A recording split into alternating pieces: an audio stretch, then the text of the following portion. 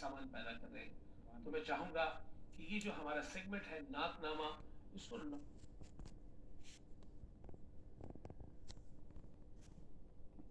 نوجوان بڑے غور سے سنیں اور اس کو اتنا خوبصورت طریقے سے ریسرچ کر کے آپ کے لیے تعمیر، تدوین، تزئین کیا ہے شہاب اقتدار قدر نے.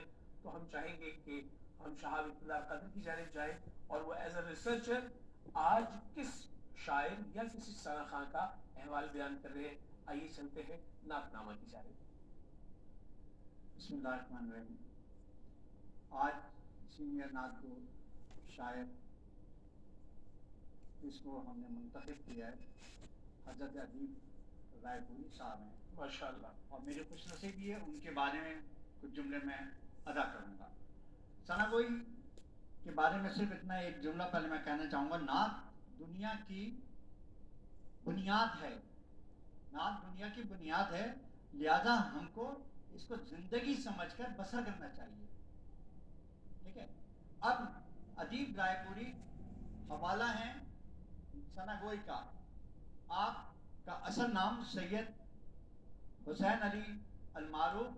آپ ہندوستان کے شہر رائے پور میں 1928 میں پیدا ہوئے اور آپ کا وصال 16 اکتوبر 2004 میں ہوا.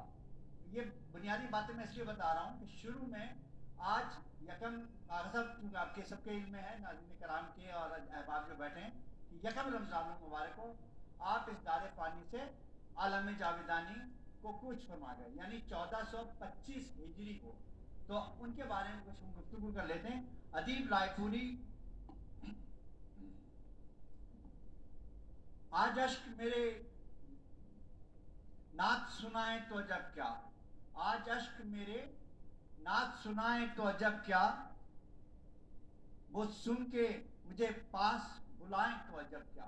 تو اس طرح کے اشعار ادیب رائے پوری نے رقم کیے. لیکن ادیب رائے پوری کی خصوصیت یہ تھی کہ آپ ثنا گو ہی نہیں تھے بلکہ بہترین ثنا خان.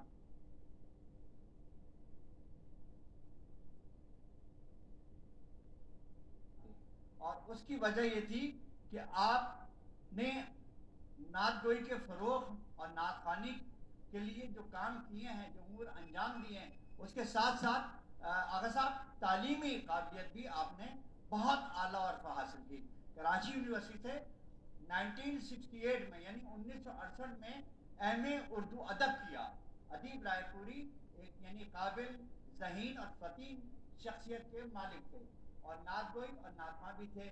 اور آپ نے نعت میں کئی اکیڈمیز، نعت خواں ہمارے ساتھ بیٹھے ہیں خالد بھائی، پاکستان نعت کونسل کا قیام آپ عمل میں لائے، پاکستان نعت اکیڈمی کا قیام عمل میں لائیں.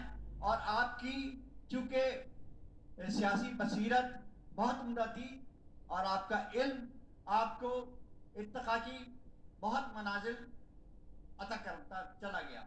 اور ادیب رائے پوری کی وسیع مطالعہ اور ان کی شاعری جو ہے، ان کے وسیع مطالعے کی وجہ سے بہت ان کو ترقی دی. ادیب رائے پوری میں ندرت خیال ہے، ایک ندرت ہے خیال کی. آپ نے ہم، نعت، منقبت اور سلام رقم کیے. کئی تصانیف کے آپ خالق بھی ہیں. ادیب رائے پوری نے کو کئی ایوارڈز پاکستان میں ملے، ملکی سطح پر اور بین الاقوامی سطح پر کئی آپ نے ایوارڈز اور کانفرنسز منعقد کی جن کا انعقاد ہوا. آج اس وقت سے آج اور رہتی دنیا تک انشاءاللہ تعالی وہ آپ کے، ہمارے سب کے قلوب و اذہان کو منور و معطر کرتے رہیں گے. تو ادیب رائے پوری کوئی چھوٹی وہ نہیں تھی شخصیت، ایک بام آسمان نعت کا ایک درخشندہ اور تابندہ ستارہ تھے. ادیب رائے پوری کے استاد گرامی تھے جناب عبدالرحمن جامی صاحب، فدا خالدی صاحب اور شیخ پرشاد صاحب. تو بس مختصراً میں نے کچھ ان کے بارے میں بتایا. انشاءاللہ کل کسی نئی شخصیت، نعت گو شاعر یا نعت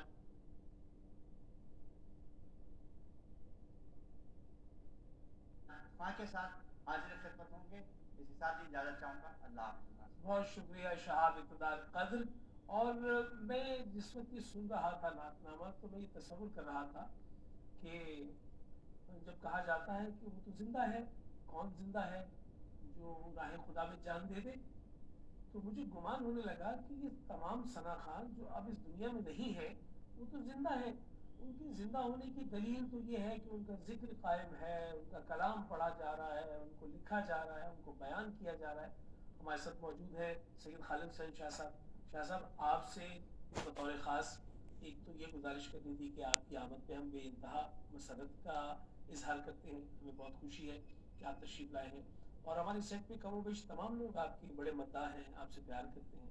اور یہاں جو بیٹھے ہیں ہمارے سدائے محراب کے ججز یہ بھی آپ سے پیار کرتے ہیں. ہمارے پینل پہ موجود ہے جوہر بھائی، ہمارے ڈائریکٹر آصف بھائی، سب لوگ آپ سے پیار کرتے ہیں. تو اب یہ درخواست ہے کہ اگر ادیب رائے پوری صاحب کا کوئی کلام عطا ہو جائے ہم ان کو یاد کریں اور کلام جو ہے وہ سماعتوں میں رسم ہو لے. سب سے پہلے تو میں شکریہ ادا کرنا چاہوں گا ہمارے جوہر بھائی کا کہ ATV